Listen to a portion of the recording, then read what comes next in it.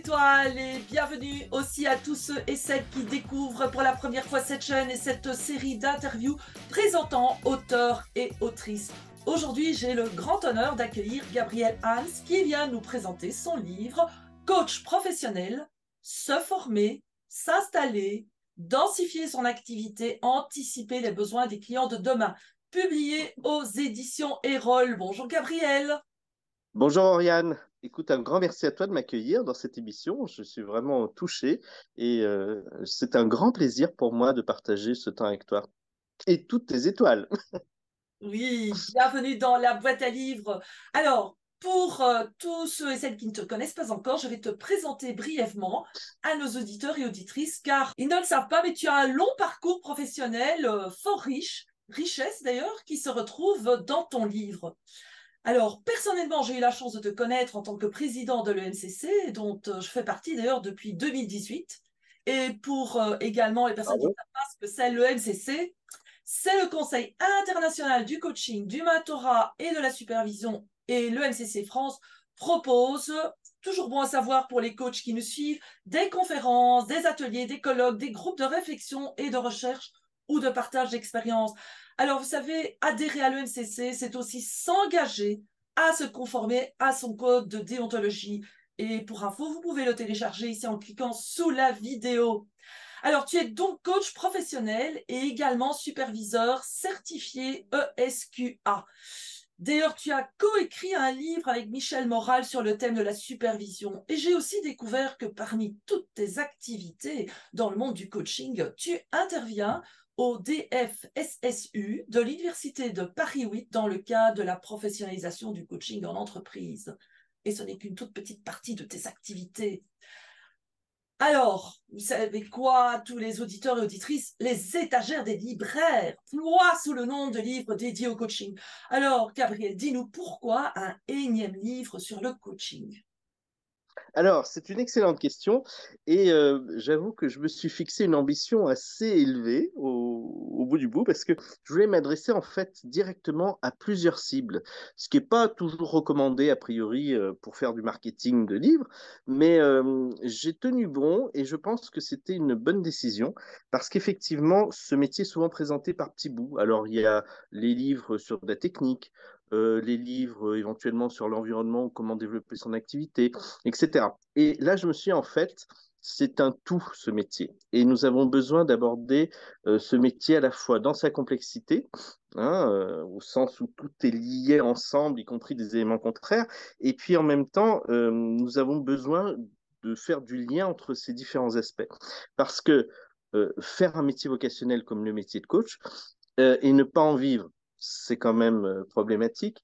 Dire que nous sommes des experts du processus d'accompagnement et être en difficulté pour expliquer en quoi ces processus sont centraux plutôt que d'amener du contenu, c'est aussi quelque chose d'important.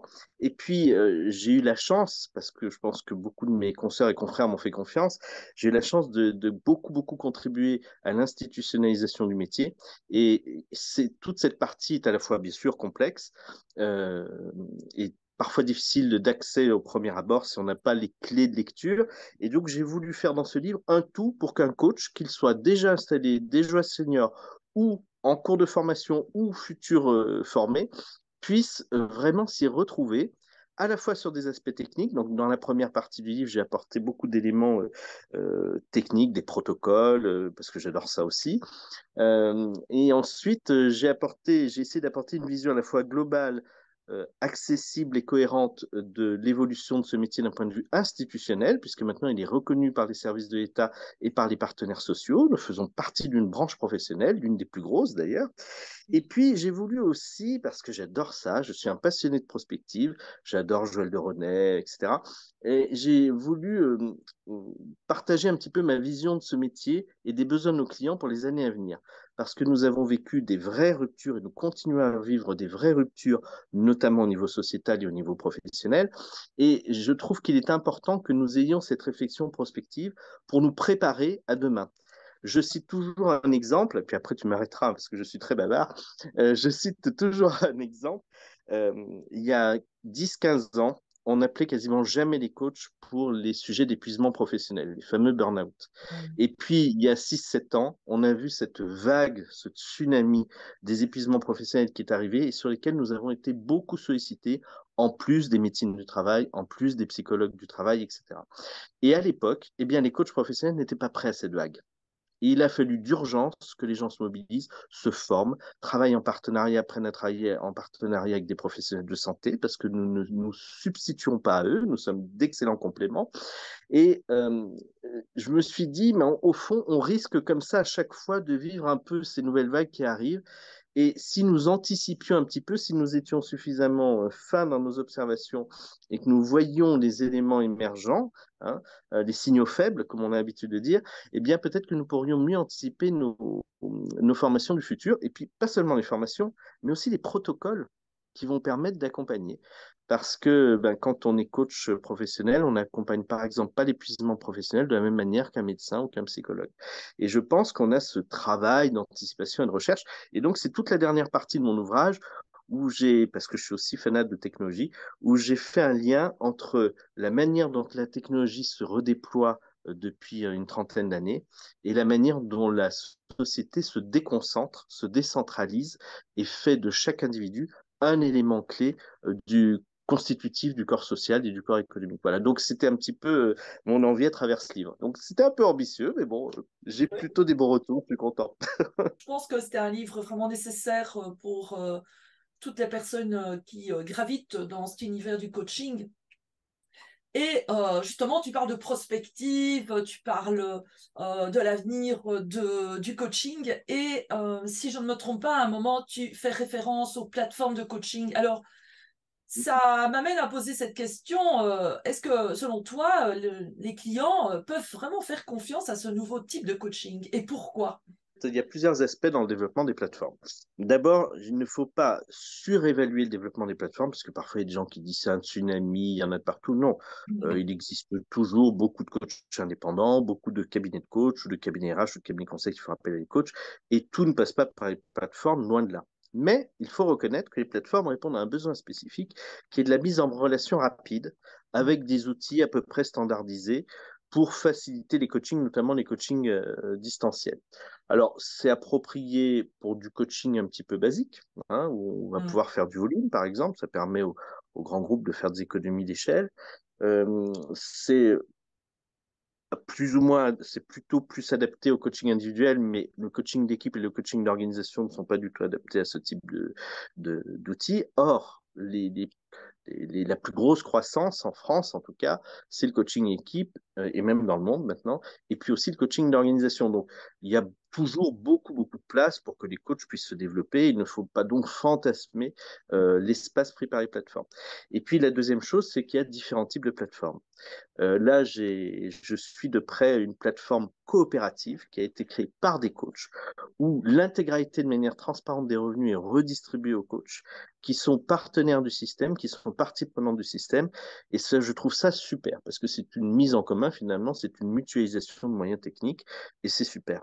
Et puis, il y a des plateformes qui sont là juste pour ratisser le moins cher possible, prendre le plus de valeur ajoutée possible. On a des noms en tête, bien sûr, et je pense que ces plateformes-là, d'abord, elles ne font pas tout à fait vraiment du coaching. C'est plutôt un peu de la formation dynamisée, améliorée, parce que c'est souvent, ils vendent du thème, ils ont besoin de vendre des volumes. Alors, c'est le management d'aujourd'hui, le leader de demain, être assertif en toutes circonstances, etc. Et finalement, c'est plus vraiment du coaching. Tu vois, on s'est plutôt orienté, on n'est pas d'abord centré sur le besoin du client, mais on répond à une aspiration globale de l'entreprise. Donc, je limiterai un petit peu, enfin, je serai attentif à ce qu'on ne donne pas plus d'importance. Les plateformes sont intéressantes, elles ne sont pas à renier ou à négliger, elles apportent un confort et une efficacité qu'on ne trouve pas sur d'autres types de relations. Elles ont leur place, mais il faut leur laisser leur juste place. Voilà. Mm. Et bien Oui. sûr, j'aborde tous les aspects autour des tarifs aussi, et de la manière dont ces plateformes euh, remodèlent un petit peu les marchés. Donc là aussi, nous devons être attentifs sur l'impact de ces plateformes, sur les prix, sur l'évolution de l'offre, etc. Bien Mhm. sûr. Oui. Et moi, je dirais aussi que ça peut être une bonne entrée en la matière pour les personnes qui ne connaissent pas vraiment ce qu'est le coaching ou qui voudraient vivre une expérience, hop, l'accès à ces plateformes peut être le premier pas vers Oui, un coaching plus individuel, plus personnalisé. tout à fait. C'est effectivement une excellente piste. Mm, Donc, elles ont de l'importance, elles ont un intérêt. Bien sûr, nous devons être attentifs à ce qu'elles ne nous dépossèdent pas de nos moyens et de nos valeurs ajoutées, comme ça a pu parfois être le cas dans d'autres secteurs. Je pense bien sûr à des secteurs très anciens, comme l'hôtellerie, la restauration ou mm. autres. Mais on n'est quand même pas tout à fait dans ces mêmes logiques de masse. Voilà. Et tu parles de déposséder, justement, il n'y a pas très longtemps, je suivais un atelier avec Michel Moral et il nous a raconté qu'il s'était prêté à un test d'appréciation à l'aveugle d'un coaching fait par un humain et un autre par l'intelligence artificielle. Et il a été fort surpris de sa propre conclusion puisqu'il a découvert qu'il avait plus apprécié le robot que le coach en personne. Et bien sûr, tu seras d'accord avec moi que ça Oui, pose de grandes questions sur l'évolution de la profession de coach face à l'intelligence artificielle. Mais quelle en est ton expérience? alors, bon, tu parles de l'expérience de Michel Boral. Michel, bon, on se connaît très bien, on échange quasiment toutes les semaines ensemble, on a Mm, copiloté un ouvrage ensemble, donc on se connaît vraiment bien, on s'apprécie beaucoup. Et j'avoue que quand il m'a relaté son expérience, ça m'a amusé parce que Michel, c'est quand même une bête de travail. C'est impressionnant, voilà. Et d'une certaine manière, comme il est extrêmement organisé, très, très puissant dans ses analyses, etc., j'étais pas complètement surpris qu'il se sente à l'aise avec un robot. Donc j'ai dit, on a beaucoup ri d'ailleurs, ça l'a beaucoup amusé. Alors, en fait, au-delà de la boutade, ce qu'il m'a dit, je veux le comprendre, c'est qu'il a eu le sentiment qu'il n'y avait pas de tentative de la part du chatbot mm, de l'influencer et il se sentait plus écouté simplement. Voilà. Donc ça ne me surprend pas parce que on peut aller loin avec les machines là-dessus. Hein. De toute mm, façon, c'est de l'algorithme, c'est de la statistique. Donc effectivement, on peut être très attentif à ce que la machine ne veuille pas à la place du client. Et c'est vrai que parfois, il y a certains coachs qui peuvent avoir cette tentative, tous, hein, on peut tous l'avoir mm, à un moment ou à un autre pour différentes raisons, cette tentative de dire au client ce qu'il a à faire. On sait qu'on n'a pas à le faire, mais on peut induire, enfin bon, si on tombe sur un sujet qui nous intéresse particulièrement, sur lequel on a réfléchi, ou si on sent le client en danger, par exemple, etc. Donc c'est vrai qu'il y a une certaine stabilité de la machine, de ce point de vue-là, que l'humain n'a pas. Mais je pense que derrière cette efficacité permanente, en fait, hein, parce que l'IA rentre dans ce mouvement d'optimisation généralisée du monde, hein, on optimise tout le temps depuis des années et le phénomène s'accélère, je crois qu'au bout d'un moment, l'humain en a ras-le-bol. Voilà, il y a un effet de saturation du côté parfait, quoi. Où on est parfaitement écouté, où il y a jamais rien, il n'y a jamais de grain de sable dans la relation, il n'y a jamais un moment le coach qui a une réelle émotion et pas une émotion feinte et anticipée par la machine comme elle est capable de le faire maintenant. Donc, je crois qu'en fait, il va se développer dans le futur deux grandes tendances. mm, Il y aura le coaching que j'appellerais vraiment le coaching humain et naturel qui va perdurer et qui va aller plutôt vers des coachings beaucoup plus pointus, beaucoup plus subtils, peut-être du coaching existentiel, etc. Et puis, il y aura j'allais dire, le gros volume où bah, tout d'un coup, tu dis, tiens, je ne sais pas si je vais acheter une voiture verte ou rouge. Tu vas lancer ton application, tu as l'IA derrière, tu lui en parles, l'IA te questionne un petit peu. Elle te posera toujours mieux la meilleure question possible au bon moment par rapport au sujet. Et donc, ça va répondre à ce que j'appelle du coaching très mécaniste. Hein, voilà, on pose les bonnes questions et on répond aux bonnes questions. Ça, je pense qu'effectivement, c'est pas le gros avenir pour le coach humain.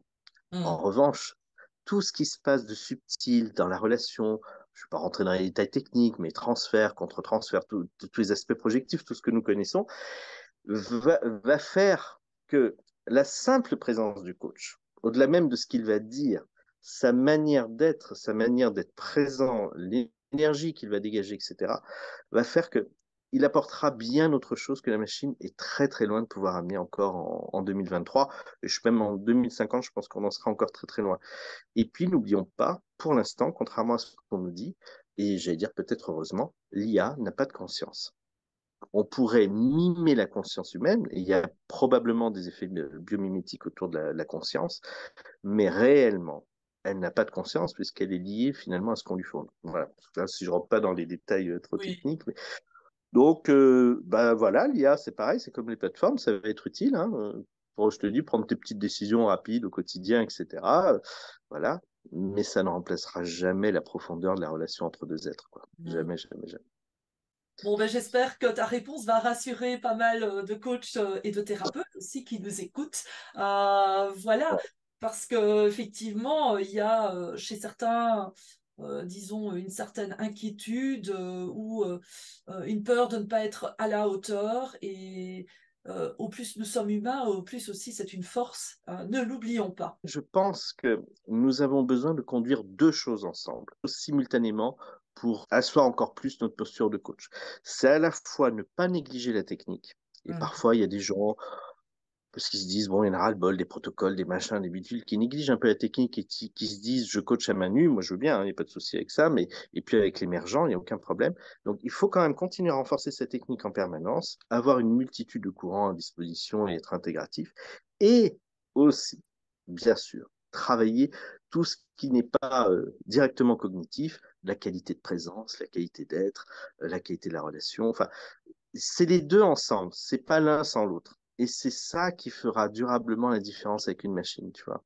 Je pense vraiment que c'est important. Ça fait tout à fait sens.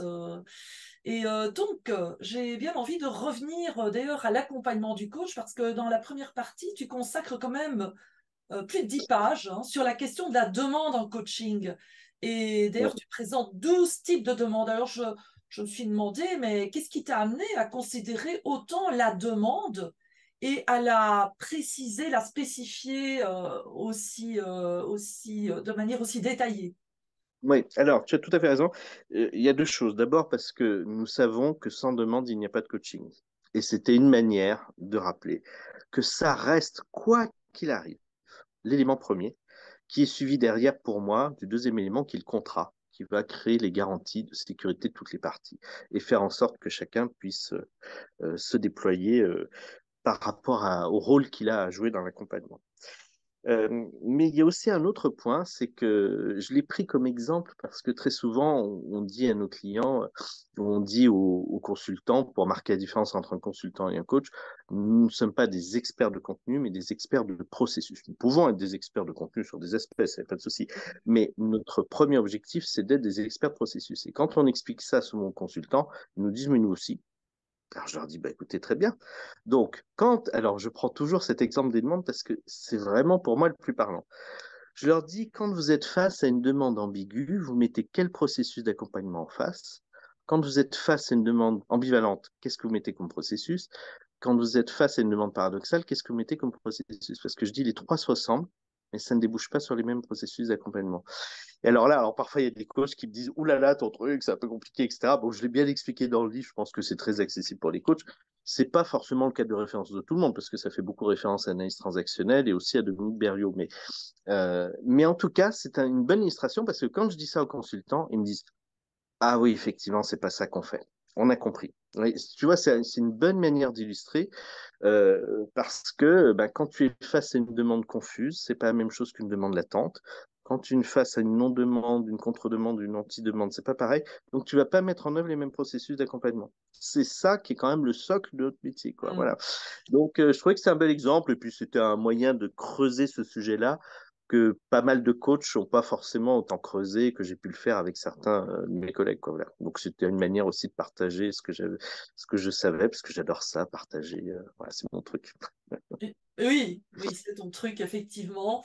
Et franchement, moi, je trouve ça super éclairant, super utile. Et je dirais qu'à la limite, s'il y avait qu'une raison d'acheter le livre, bah, déjà, cette partie-là pourrait être une des bonnes raisons pour acquérir ton livre. Ah, super, merci. Oui, et il y en a une autre aussi. Alors, je sais hein, que les membres de l'ENCC, hein, savent combien pour toi la reconnaissance du métier, ben, c'est quelque chose, c'est un peu ton combat. Hein. Et Ouais. j'aimerais bien savoir finalement quelle est la raison de ce combat. Alors, c'est très marrant que tu me parles de ce sujet parce que ça m'est revenu comme ça brutalement quand on a échangé rapidement ensemble. Euh, Ce qui m'a beaucoup marqué, c'est quand je me suis formé au coaching. Donc, je me suis formé avec Lénart à Paris. J'ai d'ailleurs enseigné quelques années avec lui. C'était un vrai bonheur. Mais je me souviens que pendant la formation, j'avais des gens autour de moi qui étaient mais rayonnants de joie de découvrir ce métier et de voir à quel point c'était un métier qui était vocationnel pour eux. Mm. J'étais touché par ça et je partageais parce que je me disais, mais moi, ça fait des années que je fais du consulting. J'étais consultant en développement des organisations, un truc très classique. J'étais passionné de l'organisation, mais je sentais bien qu'il y avait quelque chose que je n'abordais pas du tout dans ma manière d'exercer mon métier. Et quand j'ai redécouvert l'accompagnement à travers la posture du coach, je me suis dit, waouh, quoi, on peut être super pro dans le domaine du développement des organisations, mais si on n'y met pas l'humain, si on n'y met pas bon, enfin, tout ce que tu connais de notre métier. Et là, j'ai découvert vraiment la profondeur et l'importance de la relation, quoi. Et c'était Mm. quelque chose déjà qui me plaisait beaucoup, mais je ne l'avais pas aussi bien formulé, théorisé, approché, vécu, tu vois. Et ma grande surprise, c'est quand on a fini la formation, il y avait plein de coachs qui n'osaient pas mettre coach professionnel sur la carte de visite. Je me dis, mais qu'est-ce que c'est que ce truc, quoi? Alors moi, j'étais tout content. Et on m'a dit, oui, on n'arrête pas de me dire autour de moi que c'est pas un métier, qu'est-ce que c'est que ce truc, etc. Et ça a été un choc pour moi. Je me suis dit, c'est pas possible que je fasse partie d'une communauté professionnelle qui est fière de ce qu'elle fait, mais qui n'ose pas le dire. Et alors, comme moi, j'ai l'habitude de dire que j'ai la visibilité heureuse, j'y suis allé à fond, mais alors vraiment à fond. Et j'ai adoré ce que j'ai fait, mais vraiment parce que j'ai pu partager avec plein de gens géniaux. On n'a pas toujours été d'accord sur tout, il a fallu qu'on réfléchisse, etc. On a encore beaucoup de travail à faire, mais Mm. on a réussi des choses fantastiques. Il y avait 6 organisations qui ne se parlaient pas, maintenant elles se parlent à travers un syndicat interprofessionnel. Notre métier était nulle part, donc on ne savait pas, c'était de la formation, du conseil ou autre chose. Il fait partie de la branche bureau d'études techniques, ingénierie et cabinet conseil depuis novembre 2019. Et les services de l'État nous reconnaissent et l'INSEE devrait nous attribuer les prochaines semaines, c'était mon dernier gros dossier là que j'ai attaqué, devrait nous attribuer un code NAF spécifique pour tous les métiers de processus. Mais c'est une révolution. Une Waouh! révolution. Voilà. Et donc, je suis très fier d'avoir pu contribuer à ça. Voilà. Mais c'est aussi parce que mes collègues m'ont fait confiance, tu vois. Sinon, tout seul, j'aurais jamais pu, quoi. Ah, Et mais, puis, leur soutien, hein, bien sûr. mm. Voilà. Ben, un tout grand merci pour avoir contribué aussi passionnément à la reconnaissance de notre métier. Et tout ça m'amène à quelque chose qu'on a abordé d'ailleurs en début d'interview, c'est ben, les coachs. Il y a tellement de coachs qui n'arrivent pas à vivre de leur activité. Et alors que beaucoup de personnes continuent, hein, je dirais surtout les clients, à imaginer qu'être coach, c'est faire de l'argent facilement.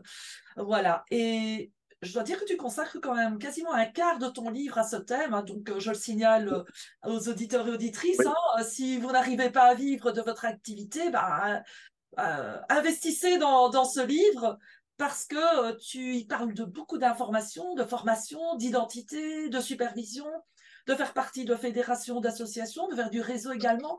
Mais apparemment, l'identité, c'est un élément incontournable. Et tu développes Oui. d'ailleurs un modèle qui s'appelle le quatuor identitaire.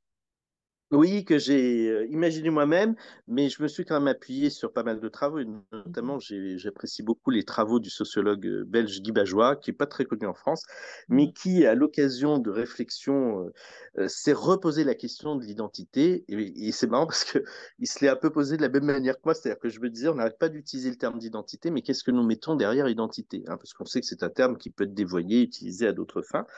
Et je me suis en même temps, c'est comme l'histoire des 12 demandes, je me suis dit, c'est un super exemple pour illustrer ce qu'est un concept complexe. C'est-à-dire comment, le dit si bien Edgar Morin, comment nous tissons ensemble des choses contraires ou sont tissées ensemble des choses contraires indémêlables. L'identité, c'est à la fois une manière de se sentir appartenir à une communauté humaine, que ce soit une nation, une région, autre chose, une entreprise, une équipe. Et puis, l'identité, c'est aussi le moyen de se sentir unique par rapport aux autres. C'est nous sentir appartenir et nous sentir unique.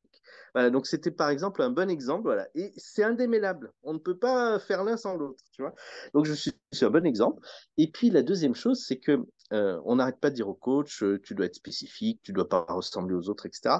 Et ça les met souvent un petit peu en difficulté en se disant, mais en fait, au fond, en quoi je suis fondamentalement différent. Et je pense que c'est un vrai travail de fond et que cette identité professionnelle est quelque chose d'évolutif tout au long de notre vie comme notre identité tout court, parce que là encore, dans l'identité, je ne l'ai pas précisé tout à l'heure, mais à la fois, c'est quelque chose de profondément stable. En général, nous sommes hommes ou femmes toute notre vie, etc. Et puis, en même temps, et puis nous ressemblons à peu près toute notre vie, même si nous évoluons. Et puis, en même temps, nous vieillissons en permanence. Donc, nous ne sommes jamais la même personne, tu vois. Donc, là encore, il y a les deux ensemble.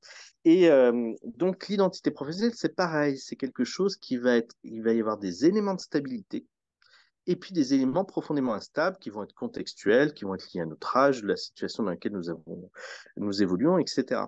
Et je pense que cette réflexion, elle doit vraiment accompagner le coach, non pas comme une angoisse, une anxiété, mais comme une quête supplémentaire, tu vois, qui va dans le développement professionnel. Et puis, effectivement, il y a alors de plus en plus de coachs qui vivent maintenant de leur métier, vraiment. Donc ça, on le voit par rapport aux cohortes. J'ai suivi les cohortes RNCP qui ont Mmh. été déposées auprès de France Compétences, donc on voit une très nette amélioration.